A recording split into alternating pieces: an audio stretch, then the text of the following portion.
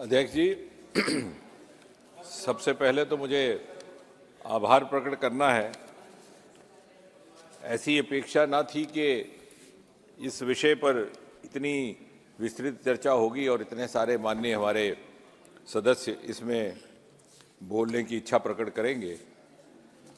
इससे ये सिद्ध होता है कि ये विषय सबके हृदय के नज़दीक है और कुल मिलाकर के सिद्धांतिक तौर पर किसी ने इसका विरोध भी नहीं किया। I will like to officially acknowledge Shri Suresh from Congress, doctor Satpal Singh BJP, doctor DM Karthik Anand from DMK, Chinta Anuradha ji YSR, Rahul Ramesh शिवाले ji Shiv Sena, Achyutanand Samant ji BJD, Maluk Nagar साहब फ्रॉम BSP, महाराज सुमेधानंद सरस्वती जी भारतीय जनता पार्टी, इम्तियाज साहब, doctor DNV Shanti Kumar, doctor TT Chidambaram, Mrs Sangeeta Azad, Shri Sanjay Seth और अभी अधीर रंजन जी। बोले रूडी जी हमारे गुरु भी हैं और सदा हमें गाइड भी करते रहे, इसलिए इनका नाम मेरी जुबान से लेना छोटे मुंह बड़ी बात हो जानी थी। दादा का नाम ले लीजिए, दादा का नाम ले लीजिए। जैसे MK रामचंद्र ने स्पोकन नहीं है, वे फिर से आ रहा है। No, this is also a healthy sign, Dada, that everybody wants his name to be included and associated with this legislation. So it gives me tremendous amount of encouragement.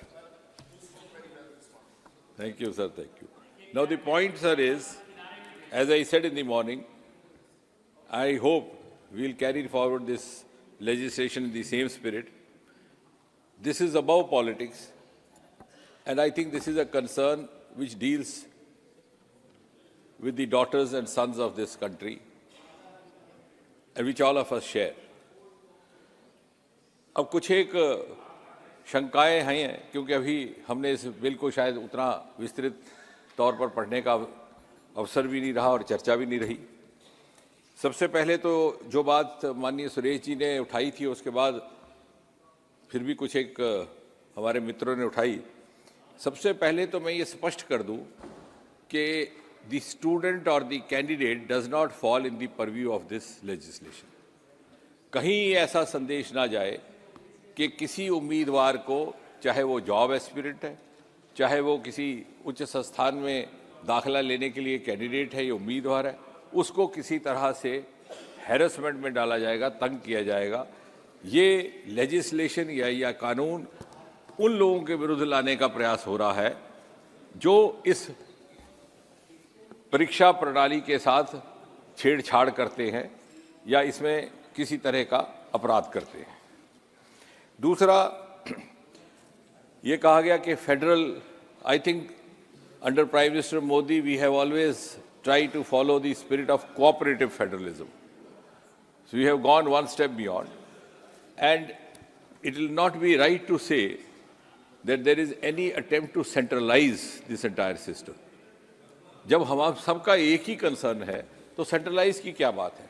मैंने सुबह भी कहा था, क्या हम नहीं चाहेंगे कि हमारे बच्चे या आपके बच्चे या आपके बच्चे या आपके बच्चे या आपके बच्चे उस स्थिति से गुजरे जैसे वो बिटिया गुजरी, जो लिख के छोड़ गई कि मम्मा पापा I am the worst daughter in this world. तो फिर कहाँ आया सेंट्रलाइज? वो कहते हैं कि खड़ा है दर्द का रिश्ता तो फिर जुदाई क्या। जहां दर्द से हम जुड़ रहे हैं वहाँ जुदाई की कोई गुंजाइश नहीं, राजनीति की कोई गुंजाइश नहीं। एक बार बात कही गई है और वो एक सकारात्मक सुझाव है कि अगर कोई परीक्षा रद्द कर दी जाती है तो फिर उसको जल्द अज जल्द करने का प्रयास किया जाए। I think this is a suggestion which is well taken. और इनका कहना है कि बच्चों का साल ज़ाया जाता है। अब उसमें होता क्या है कि अलग अलग परीक्षाएं जब रद्द होती हैं तो अलग अलग कारणों से, कहीं CBI की इंक्वायरी है, कहीं किसी और तरह का एजेंसी या संस्था और इसकी जांच कर रही है। तो इसलिए चाहते हुए भी कोई समयबद्ध सीमा रेखा बनाना प्रत्येक परीक्षा की स्थिति में संभव नहीं रहता, लेकिन हाँ, प्रयास हमारा भी यही रहेगा और सबका रहेगा, और जो एग्जाम कंडक्टिंग एजेंसीज है उनका भी रहता है। और उसके दायरे में वो सारे अदारे आ जाएंगे जो डायरेक्टली इनडायरेक्टली जुड़े हैं, चाहे संस्थाएं हैं, चाहे वो कोचिंग सेंटर हैं। सतपाल जी ने ठीक कहा कि लाखों की संख्या में अब ये परीक्षा में हमारे उम्मीदवार अपीयर होते हैं। स्टाफ सिलेक्शन कमीशन में 50, 60, 70 लाख। और इसलिए ये भी एक कारण हो सकता है कि शायद अभी व्यवस्थाएं धीरे धीरे उस तरह से विकसित हो रही हैं। एक बड़ी महत्वपूर्ण बात which I will seek the permission of the honourable speaker to clarify, doctor DM Karthik Anand साहब ने बड़ा एक सरकार पर आरोप लगाया कि ये भाषा के कारण कहीं भेदभाव हो रहा है। Now I said in the beginning, I don't want to give even the slightest political tinge to this debate, but on the basis of facts, may I make a small submission that this is for the first time, this government, NDA government under Prime Minister Modi, which has started conducting staff selection examination in 13 regional languages, including Tamil. This did not happen during the UPA rule, of which DMK was the partner. So may I humbly remind him, what they had left undone has been accomplished by this government. If they could not do it at that time, whatever may be their reasons, we have done it. Similarly, as far as the UPSC is concerned, we have again 13 scheduled languages conducting this exam. We hope to gradually include all the 22. The staff selection examination is being conducted in all the regional languages, including Tamil and also the other South Indian languages. और मैंने सुबह कहा था कि मेरा सौभाग्य कि इस तमिल संस्कृति के प्रतीक सोलंग के उपस्थिति में इनको साक्षी जान करके हम ये युवा शक्ति को समर्पित ये विधेयक ला रहे हैं. So with all the due respect to all the cultures, all the regions of this country, we have introduced 13 regional languages, this government only, for all the different kinds of exams, including MTS, non-technical, constable in paramilitary forces, and combined higher secondary level. Higher secondary के बाद जिन जिन पदों के लिए उम्मीदवार qualified होता है eligibility, उस तक भी हमने रीजनल लैंग्वेजेस में इम्तहान करने शुरू कर दिए. उसके उपरांत उन्होंने ये कहा कि तमिलनाडु में वहाँ की सरकार टीचिंग मटेरियल और प्रेपरेटरी मटेरियल उपलब्ध करवा रही है. ऐसा नहीं है, ये व्यवस्थाएं केंद्र सरकार में भी है और हम हमेशा प्रोत्साहित करते हैं कि राज्य सरकारें भी उसका लाभ लें. Indian Institute of Public Administration उदाहरण के तौर पर, one of the oldest government institutions, set up early 1950s, doctor Rajendra Prasad ji ने उसकी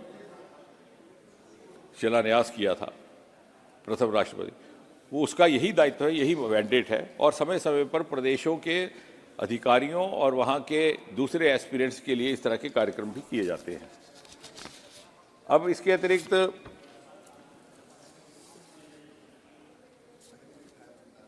मालूक नागर साहब ने एक बात कही कि बॉर्डर विलेजेस की विशेष चिंता की जानी चाहिए.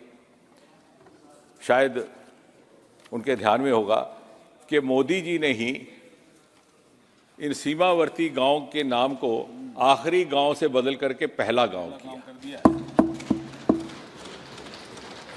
यानी सुविधा, सुरक्षा और सम्मान, जितनी भी योजनाएं हैं मोदी जी की, चाहे वो उज्ज्वला है, चाहे वो शौचालय का है, वो सुविधा के साथ साथ सम्मान देती, which raises the esteem of the common Indian.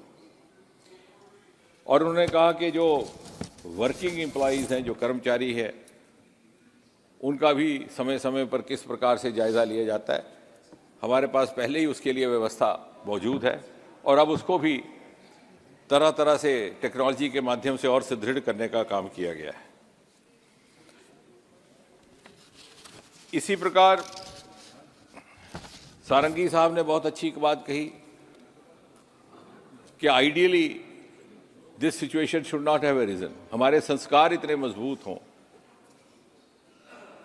हमारी विरासत से लिए गए हमारे मूल्य इतने मजबूत हों, हमारी इंटेग्रिटी इतनी मजबूत हो, तो शायद इस तरह के विधेयक की आवश्यकता नहीं होती, शायद फिर इस तरह के कानून की जरूरत भी ना हो।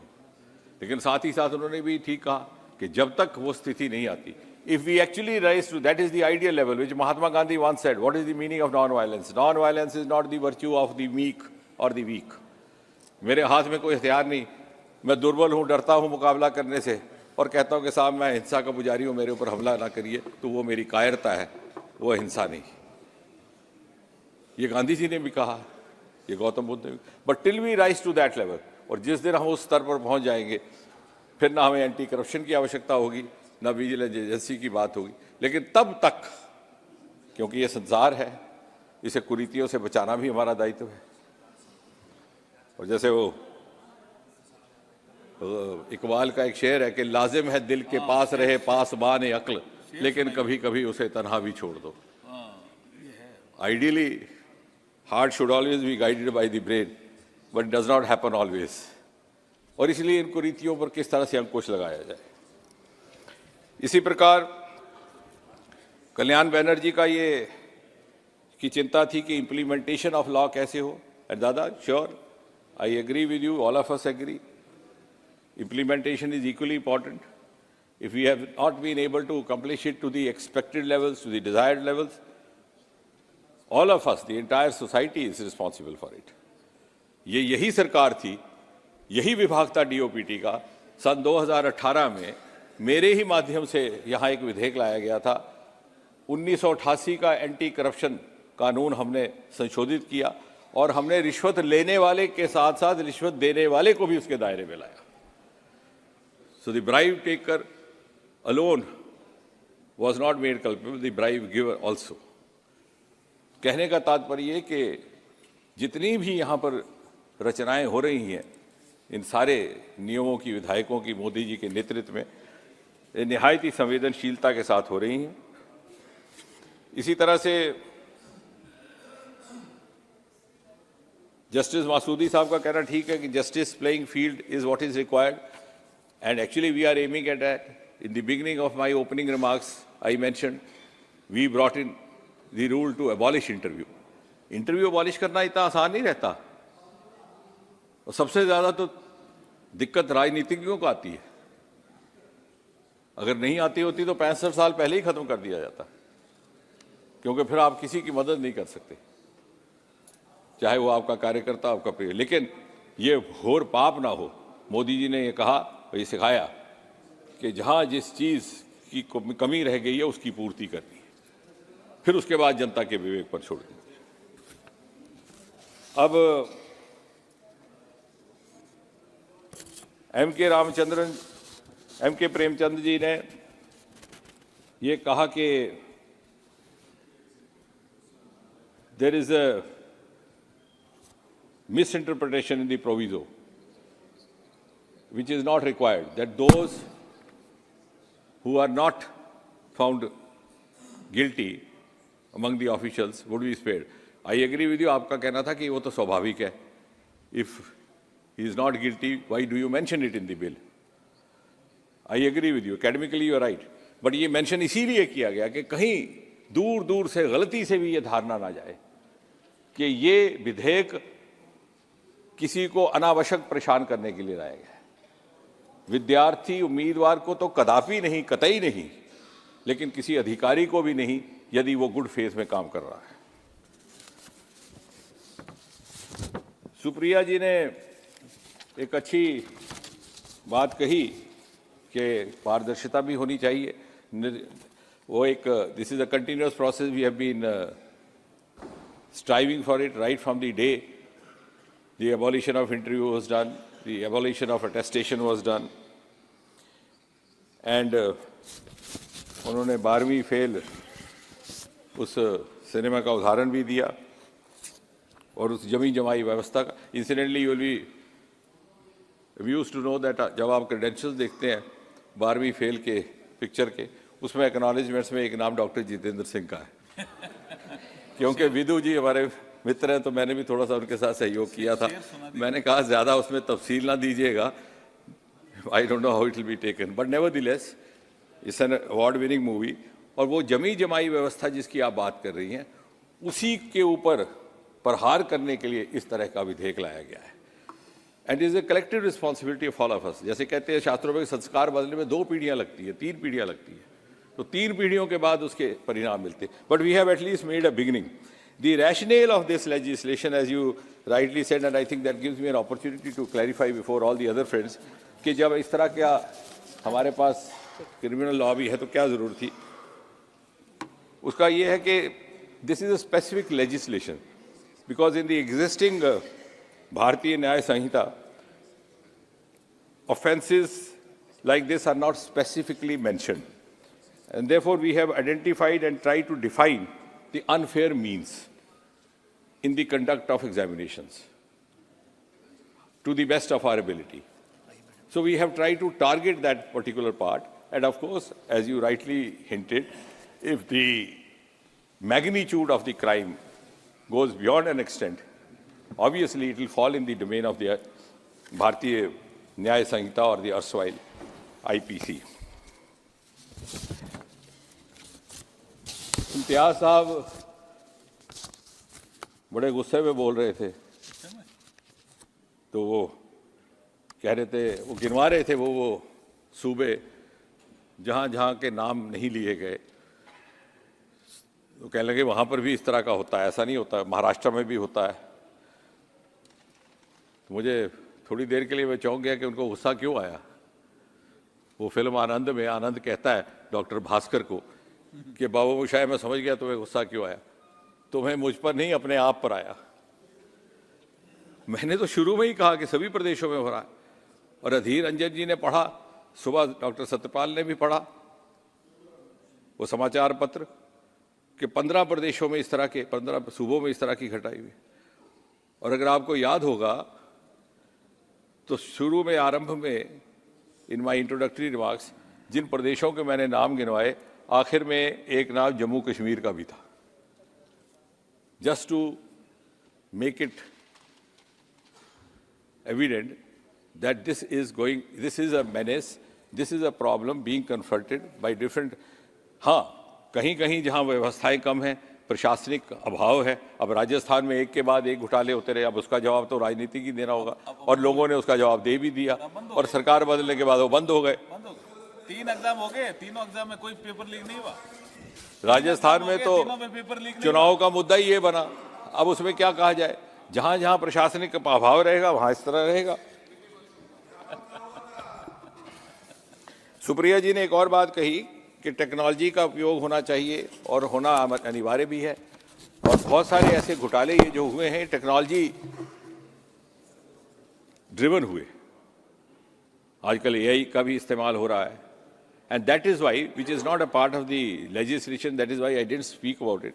लेकिन जब हमारे रूल्स बनते हैं तो हमारे मन में ये भी कल्पना है कि हम एक ऐसी टोली, ऐसी कमेटी गठित करेंगे विशेषज्ञों की, जो समय समय पर इसका सर्वेलेंस भी करे, जो समय समय पर इसको अपडेट भी करे, हमें भी समझाए, जो समय समय पर यूनिफॉर्मिटी भी लाए, क्योंकि जब संख्या बढ़ गई उम्मीदवारों की, वेंडर्स की संख्या की कमी है, उसको भी आने वाले समय बढ़ाना पड़ेगा।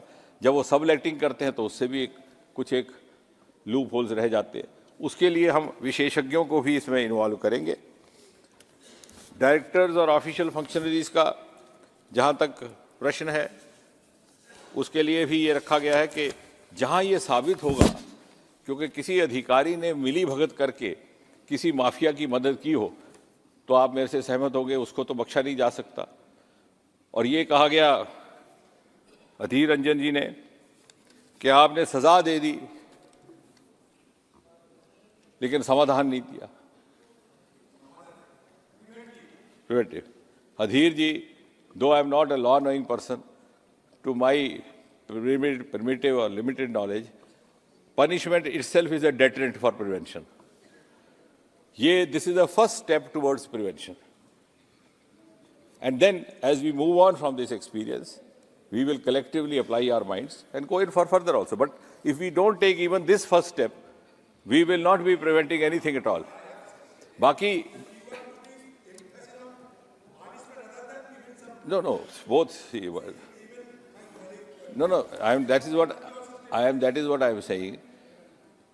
Punishment of a culprit is also a means of deterring the crime to happen again, which also is a preventive measure. A. B. If you take prevention in the larger scale, preventing the technological lapses happening, or prevention at the level of the means used, I said we will, in the times to come, envisage including experts to offer their inputs for that. But at least let us take this first step. और इसमें जो हमने legislation पर जो propose की है, उसमें आपने तो पढ़ ही लिया कि 3 साल से 5 साल अप टू 10 लाख, बट उसमें सर्विस प्रोवाइडर का अलग से जिक्र आया है और सर्विस प्रोवाइडर के डायरेक्टर, क्योंकि बहुत से सदस्यों ने ये चिंता व्यक्त की कि इस तरह से बहुत सी संस्थाएं खुल गई हैं, ये भी एक पेशा बन गया, इम्तिहान करवाना और फिर इम्तिहान में पास करवाने की भी फीस पहले से ले लेनी. So how do we handle that? So we have tried to classify the institution which is found involved in conducting such exams. And in case of public servants, of course, if it is happening by default or in good faith, the person will not be culpable. But in case it is, then of course. And beyond that, we would also go into the domain of भारतीय न्याय संहिता. अब इससे अधिक और कुछ कहने की आवश्यकता नहीं, लेकिन मैं बात समाप्त करने से पहले ये कहूँगा कि ये बड़ी संवेदनशील सरकार है और जो भी ये नियम बनाया गया है बड़ी संवेदनशीलता के साथ बनाया गया है. और एक ऐसे समय में जब हम पूरी तरह से युवाओं को अपना सामर्थ्य, अपनी सेवाएं पूरी ऊर्जा, पूरी क्षमता से समर्पित करने के लिए आग्रह भी कर रहे हैं. And we have a huge stake in the youth of this country who comprise more than 70% of population below the age of 40. And therefore, we cannot allow the meritorious to be sacrificed at the altar of such organized crimes or such self-centered elements in this society. इसी सरकार ने एक ecosystem जो बनाया है उसका लाभ भी, सदुपयोग भी तभी हो पाएगा यदि हम युवाओं के लिए इस प्रकार का संरक्षण देंगे. हमने national education policy 2020 lie, which gives you the liberty of entry exit, ताकि आप you don't become prisoner of your aspiration. क्या आपने डॉक्टर बनने के लिए 12वीं जमात में कर लिया मेडिकल, डॉक्टर नहीं बन पाए, फिर क्या करें? बीएससी करेंगे, वो भी उसी सब्जेक्ट में. फिर उसके बाद सिविल सर्विसेज, वो भी नहीं किया तो फिर क्या करेंगे? फिर आप एमएससी करेंगे, फिर भी वही सब्जेक्ट. फिर भी कुछ नहीं बने, कहीं अध्यापक प्रोफेसर नहीं बने तो क्या करेंगे? PhD. Here you can change your subjects, you can juggle your subjects, you can combine economics with biology.